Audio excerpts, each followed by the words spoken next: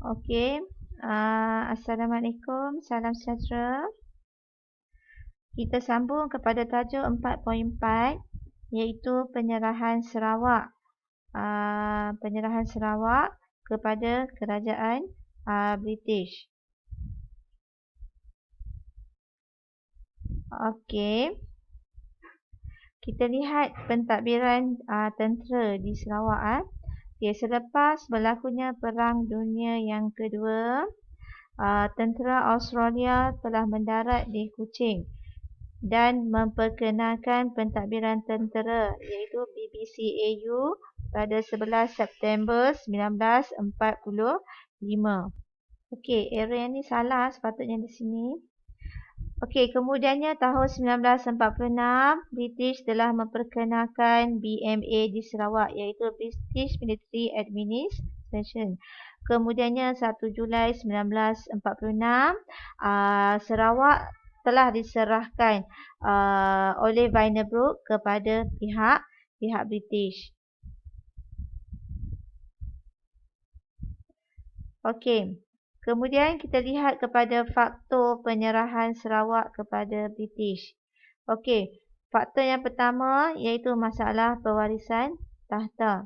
Okey, seperti kita sedia maklum, Vandenbroek, ni gambar Vandenbroek, dia tidak mempunyai anak lelaki untuk menggantikan tempatnya sebagai raja. Sedangkan pada masa tersebut beliau sudah semakin tua dan juga uzur. Jadi dia tak mampu untuk menguruskan pentadbiran negeri Sarawak. Okey. Vandenbroek enggan melantik anak saudaranya Anthony Brooke untuk menggantikan tempat beliau. Sebab dia tak ada pengalaman sebenarnya untuk menjadi pentadbir ataupun memerintah negeri Sarawak. Okey, yang kedua, desakan kerajaan British, iaitu di mana British inginkan Sarawak adalah kerana kita tahu negeri Sarawak ni dia kaya dengan sumber ekonomi. Jadi di sini British ingin mengambil peluang tersebut untuk menguasai kekayaan ekonomi negeri Sarawak dan dapat menjaga kepentingan pelaburan British di negeri itu. Okey.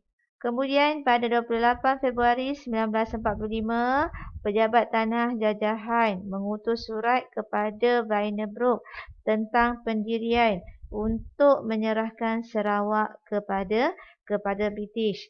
Sebab bagi Vandenbroek, dia tak nak serahkan negeri Sarawak tu kepada anak saudaranya iaitu Anthony Brooke. Akhirnya Vandenbroek bersetuju untuk menyerahkan Sarawak kepada British. Okey, faktor yang ketiga iaitu masalah keuangan. Okey, di mana Vandenbroek dia menghadapi masalah kewangan untuk memulihkan Sarawak selepas tercetusnya Perang Dunia yang Kedua.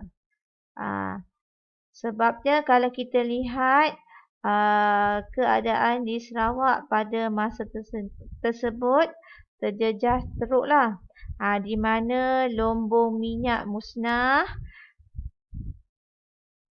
ladang getah musnah, kemusnahan pendidikan dan juga kemudahan kesihatan terbiar dan keadaan jalan raya serta lapangan terbang perlu diperbaiki. Sedangkan pada masa tersebut Vandenbroek tidak mampu untuk membangunkan negeri Sarawak semula.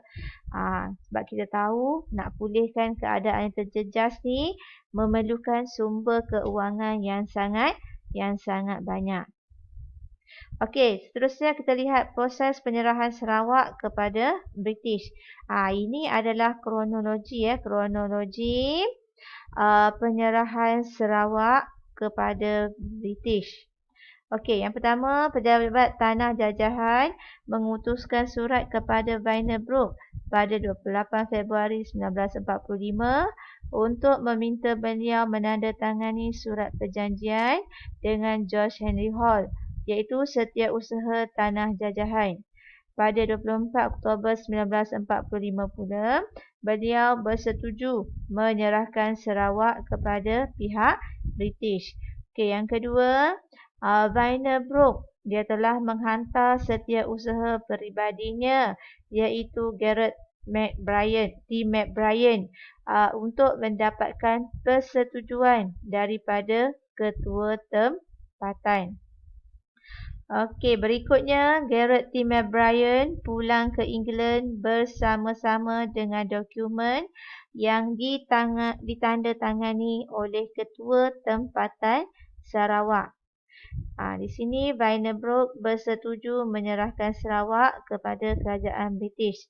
Jadi penyerahan yang dibuat adalah tanpa pengetahuan rakyat Sarawak. Maksudnya rakyat Sarawak tidak tahu menahu tentang penyerahan kepada kerajaan British. Okey, yang keempat, kerajaan British mengarahkan Vandenbroek supaya mendapatkan kelulusan Majlis Negeri dan persetujuan rakyat Sarawak terlebih dahulu.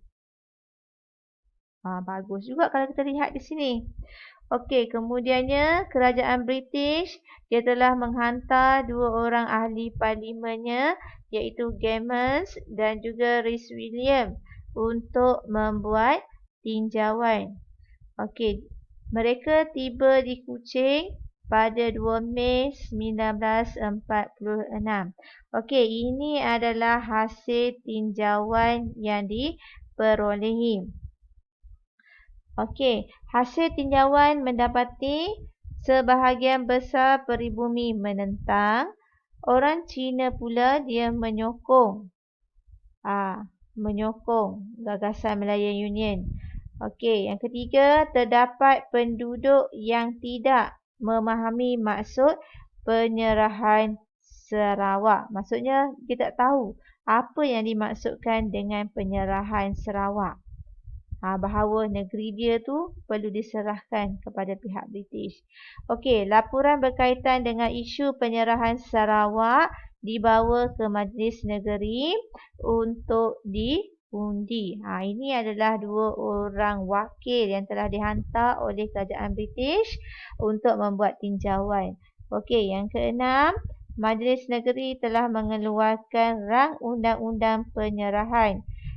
Keputusannya menunjukkan bahawa golongan pro penyerahan menang dengan 19 undi, sementara 16 undi menentang.